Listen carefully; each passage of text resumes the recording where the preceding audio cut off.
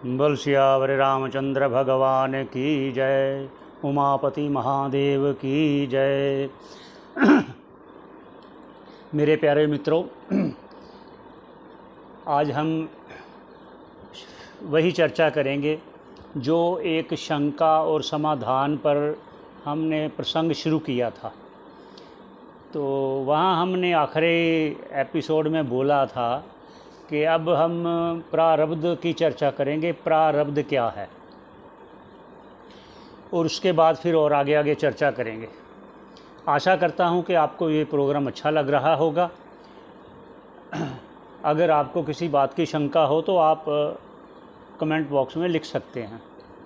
तो आइए शुरू करते हैं। प्रारब्ध, जो पहले हमने शंका और समाधान के रूप में एक शुरू किया था जो प्रोग्राम, उसमें इसको आप श्रवण करना।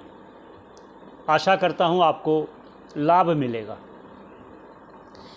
प्रारब्ध किसे कहते हैं, इसकी चर्चा होगी। जो मनुष्य देह में आया है, या पशु पक्षी में देह में आया है, या देव देह में आया है, ये सभी का प्रारब्ध की चर्चा आज हम इस विषय में करेंगे। और उसका एक और करेंगे, इसके 3 भाग करके। 3 भाग का अर्थात यहीं पर 3 श्रेणियों में उसका वर्णन करेंगे। 3 श्रेणी का अर्थात जैसे हम इसको यूँ कह लेते हैं सरल भाषा में, फर्स्ट, सेकंड एंड थर्ड। प्रथम, मध्यम और निम्न। उसको फर्स्ट, सेकंड और थर्ड में गिनेंगे तो अच्छा रहेगा। प्रारब्ध फर्स्ट क्या है, सेकंड क्या है, थर्ड क्या है, ये तीनों में कौन से? देवता देह और मनुष्य देह और पशु पक्षी आदि देह को तीनों भागों में हम वर्णन करेंगे। सबसे पहले ये है, रामायण में आया है, प्रारब्ध पहले रचा पाछे रचा शरीर। ये शरीर की रचना बाद में होती है, चाहे देव हो, चाहे मनुष्य हो, चाहे पशु पक्षी हो। ये इनकी देह बाद में निश्चित होती है। कैसी, कब? पहले रचना होती है प्रारब्ध की। और प्रारब्ध में 5 चीज़ें आती हैं: जन्म, मृत्यु, जाति, आयु और भोग।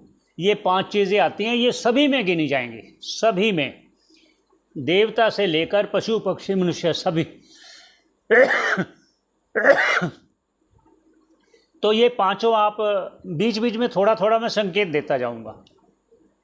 शुरुआत करते हैं हम देवताओं से।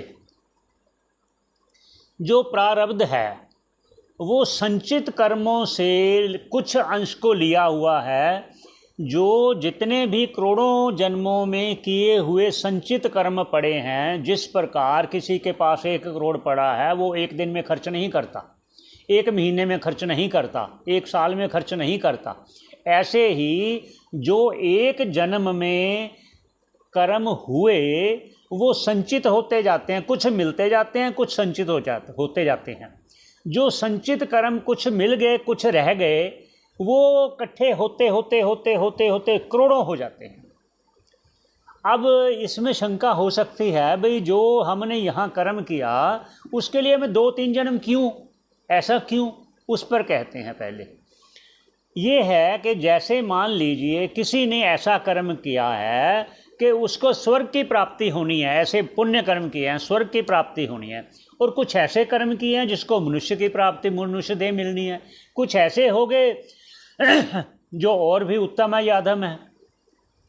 और इसका उदाहरण देते हैं, जैसे किसी ने बीज डाला, एक सब्जी का, गोभी का ले लीजिए, टमाटर का ले लीजिए, गाजर का ले लीजिए, बीज डाला, वो सीमित अवधि में वो फलेगा। अगर किसी ने वो आम का बीज डाल दिया तो आम तो को 20-25 साल लग जाएंगे। इसलिए ये अंतर समझाने के लिए बता दिया। अब जो थोड़े थोड़े इकट्ठे होते, जैसे देखो एक जन्म में कभी कभी कर्म ऐसे होता है, एक कर्म में ही 2 फल होते हैं। जैसे एक कर्म किया उसमें पुण्य भी मिला और पाप भी जुड़ गया।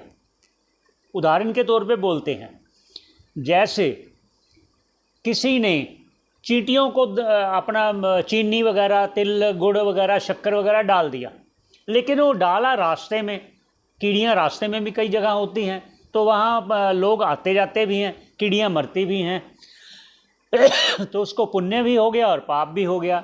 ऐसे ही मान लो हमने किसी को भोजन कराना है, भूखे लोगों को, तो हमने भोजन तो करा लिया, लेकिन करने के बीच में जैसे लकड़ियों को जलाया, उसमें कीड़े मकोड़े जल गए, या जिसने वो काम किया उसका हमने मेहनताना पूरा ना दिया, मान लीजिए उसका सत्कार ना किया, ये दोनों बातें चल जाएंगी। तो दोनों एक ही बार में कैसे हो जाएगा? इसलिए पाप का जो फल है वो दुख है, जो पुण्य का है वो सुख है, तो एक ही बार में कैसे हो जाएगा? इसलिए हाँ, ये भी बोलेंगे कभी कभी ऐसा भी होता है कि उस समय दुख भी है और सुख भी है, वो भी उसकी फिर चर्चा करेंगे कैसे। तो हम वो करें पहले देवताओं की जो कहा। जो बहुत ही पुण्यवान हैं, जिन्होंने जैसे स्वर्ग कामो यजेत, ऐसे जो उन्होंने हवन आदि और अहम ग्रह उपासना किया है, जो पहले हम कह आए हैं कि हिरण्यगर्भ जो होता है, जो जीव पहला होता है, उसने अहम ग्रह उपासना की होती है अपने स्वरूप में, लेकिन कुछ विषयों में आसक्ति होने के कारण उसको हिरण्यगर्भ का एक जीव उपाधि मिली। तो अब कहते हैं फर्स्ट क्लास जो प्रारब्ध है वो है ब्रह्मा जी का, बृहस्पति जी का, और फर्स्ट में सेकंड जो है वो है इंद्र आदि, और जो फर्स्ट में थर्ड क्लास का है, थर्ड क्लास मतलब वो श्रेणी बताई है उसका, और ना अन्यथा ना लेना मत। वो जो फर्स्ट क्लास में है तीसरा, वो है जैसे अग्नि, वायु, वरुण, जो कहे गए हैं 12 आदित्य आदि आदि, ये 49 मारुत, ये सब आप गिन लेना। ये हो गया प्रथम श्रेणी का, ठीक है, फर्स्ट क्लास का। अब सेकंड क्लास में आते हैं मनुष्य। मनुष्य में भी फर्स्ट क्लास आते हैं जिन्होंने शास्त्रों का अध्ययन करने में मन लगाया है, दान पुण्य में, भजन में, ऐसा जो है वो फर्स्ट क्लास में फर्स्ट आ गए, ये मनुष्य। और फर्स्ट क्लास सेकंड, सॉरी धन्यवाद, माफ़ करना, सेकंड क्लास में फर्स्ट आ गए वो मनुष्य जो परमात्मा के भजन में लगे हैं, ग्रंथों का अध्ययन करने में लगे हैं, वो सेकंड में फर्स्ट आ गए। और सेकंड में सेकंड कौन आ गए? जो कुछ अपने विषयों में हैं और कुछ भगवान का भजन भी करते हैं, दान पुण्य भी करते हैं, कुछ ज़्यादातर दान वगैरह करते हैं, ध्यान करते हैं, भजन करते हैं, ज़्यादा समय लगाते हैं, वो आगे सेकंड में फर्स्ट। अब ये सेकंड में सेकंड आगे जो थोड़े उधर के भी है, थोड़े इधर के भी हैं, और कुछ आगे जो सेकंड में थर्ड आगे, वो है मनुष्य जो सिर्फ संसार में ही रचे पचे। अब आते हैं हम थर्ड में। थर्ड में फर्स्ट कौन है?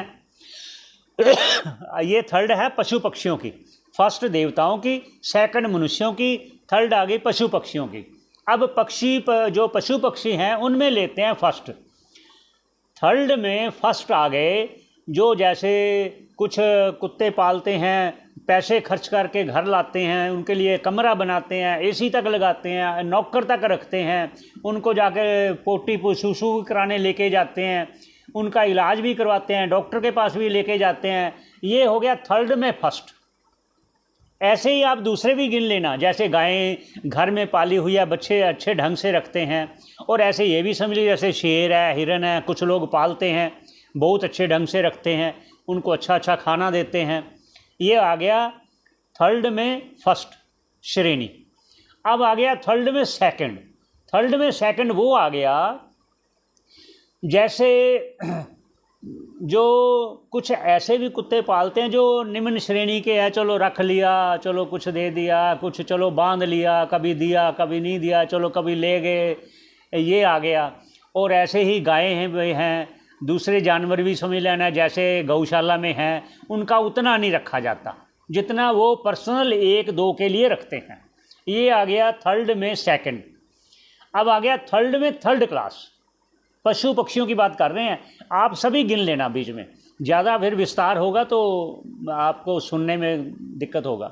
थर्ड में थर्ड वो आ गया जैसे कुत्ते गली में घूम रहे हैं, आवारा घूम रहे हैं, ना खाने का ना पीने का कुछ, ना ठिकाने, ना सोने का ना कुछ, ऐसे ही वो जानवर जो जंगल में घूमते हैं, शेर हैं, चीते हैं और हिरन वगैरह हैं, उनका कोई भरोसा नहीं, पानी मिले ना मिले, कब मिले और कब किसी का शिकार हो जाए।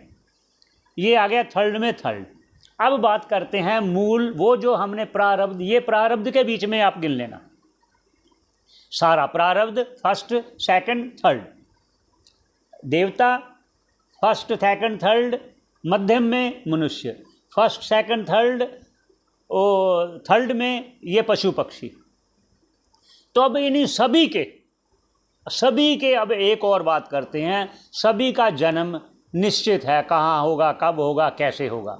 जन्म, फिर मृत्यु भी निश्चित है, कब होगी, कहाँ होगी, कैसे होगी। एक आप में शंका हो सकती है कि देवता लोगों को कैसे मृत्यु, उनका क्या होता है। स्वर्ग लोक में मृत्यु का एक अलग तरीका है। वो क्या तरीका है, जिस प्रकार यहाँ मृत्यु लोक में पशु पक्षी या कोई मनुष्य जब मरता है तो उसकी देह दिखाई देती है, कोई उसको जला देता है, कोई उसको दबा देता है, इसको मृत्यु श्रेणी में ले लिया, प्राण जुदा हो गए देह से। तो लेकिन जो स्वर्ग में है, वहाँ स्वर्ग में पुण्य क्षीण होने के बाद उसको वो अधिकारी बोलता है, अब तुम्हारा समय आ गया, तुम जाओगे। जिस प्रकार आप कभी कोई ऐसी बात सुनते हो तो आपके रेशे खड़े हो जाते हैं, रोम खड़े हो जाते हैं, रोम खड़े हो जाते हैं कोई बात सुनकर। ऐसे ही स्वर्ग में उनको सुनते हैं जिन्होंने सारा दिन, सारा कितने साल वर्षों तक विषय भोग किया, कोई चिंता नहीं, वहाँ कोई भूख प्यास नहीं, कोई मृत्यु का डर नहीं, जहाँ पर वहाँ उसको बोल दिया जाए अब तुम्हारा समय समाप्त, अब तुम्हें मृत्यु लोक में जाना पड़ेगा। जब ऐसे बात सुनते हैं तो उनके जो रोम खड़े होते हैं, ऐसे ही वो पानी पानी हो जाते हैं, पानी, क्योंकि वहाँ देह सूक्ष्म होती है, वहाँ स्थूल देह नहीं होती। कैसे, जैसे आप स्वप्न देखते हो, वो स्वप्न में आपकी जो देह है वो भिन्न होती है, जो स्वप्न देख रही होती है, जो स्वप्न में घूम रही होती है, जो स्वप्न में खा पी रही होती है। लेकिन जो मूल देह आपकी ये स्थूल है, ये तो बेड पे पड़ी हुई है, स्वप्न देखने वाला कोई और है, बेड में पड़ा कोई और है। इसकी भी चर्चा करेंगे भी, ऐसा क्यों होता है, कैसे होता है, वो भी चर्चा करेंगे।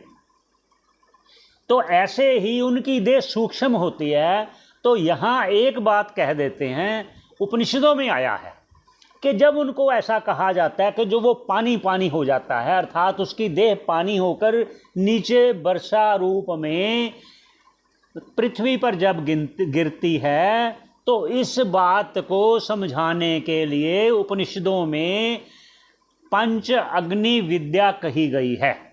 पंच अग्नि विद्या, उसका विस्तार फिर करेंगे, फिर आगे वो क्यों कहा गया है इतना कह देते हैं। वो वार्ता कहने का उनका तात्पर्य है श्रुति भगवती का उपनिषद में, कि आपको ये कथा सुनकर आपको वैराग्य हो जाएगा। जब वैराग्य हो जाएगा तो आप प्रभु की शरण अवश्य लोगे। ये होगा जन्म निश्चित, मृत्यु निश्चित, कैसे, कहाँ, कब, ये आ गया। उसके बाद भोग आ गया। भोग में सभी आप गिन लेना, भोग में क्या क्या है, रिश्ते नाते हैं, एजुकेशन है, खाना पीना है, मकान दुकान प्रॉपर्टी और जो ये भी गाड़ी बंगला, सब ये भोग में आ गया, क्योंकि भोग में ही आता है। किसी को अच्छा भोग मिला, अच्छी गाड़ी, अच्छा बंगला, अच्छा सब मिला, वो भोग में आ गया ना।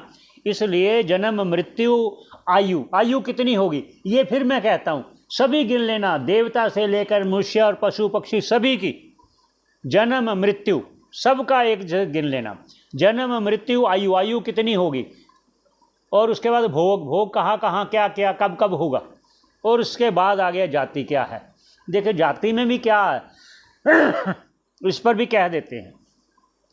देखिए फिर मैं दोबारा कहता हूँ, जब ये देह मिलती है उससे पहले प्रारब्ध निश्चित होता है। प्रारब्ध पहले रचा पाछे रचा शरीर। अब कहते हैं जाति के बारे में। जाति जैसे मनुष्यों में जाति आती है, ब्राह्मण है, क्षत्रिय है, वैश्य है, ऐसे ही पशु पक्षियों में भी आती है। ऐसे देवताओं में भी आती है। संकेत के लिए कह देते हैं, जो अग्निदेव है ये ब्राह्मण है, और जो इंद्रदेव है वे क्षत्रिय है, बृहस्पति जी हैं वो ब्राह्मण है। ये क्यों है, इस पर थोड़ा सा उदाहरण दे देते हैं। जिस प्रकार श्राद्ध कर्म करने पर आप ब्राह्मण को बुलाकर भोजन करवाते हो, तो यहाँ के अग्निदेव ब्राह्मण देवता है, वो अपने मुख में डालते हैं तो एक आहुति हो जाती है। ऐसे ही जब आप हवन करते हो देवताओं के लिए, तो जो आहुति अग्निदेव में डाली तो वो उन तक पहुंचा देता है। इसलिए ये ब्राह्मण श्रेणी में आएंगे अग्निदेव। ऐसे ही और चर्चा आगे आगे करेंगे। हमारा प्रयास है, किसी को भी शंका हो, अगर इसमें कुछ हमारी भी ऐसे आपको लगता है कि आपने ये सही नहीं बोला, तो आप लिखिए, हम उस पर सुधार करेंगे। ऐसी बात नहीं है। कोशिश तो हमारी यही होती है कि जो शास्त्रों में लिखा है वही आपके आगे पेश करें, और आगे फिर चर्चा करते रहेंगे। यहाँ पर रखते हैं। बहुत बहुत धन्यवाद। बोल सियावर रामचंद्र भगवान की जय। उमापति महादेव की जय।